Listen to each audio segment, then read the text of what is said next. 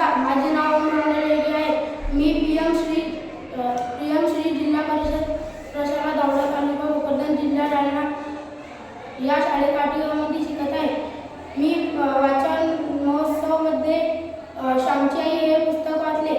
या पुस्तकाचे लेखक साने गुरुजी हे आहे.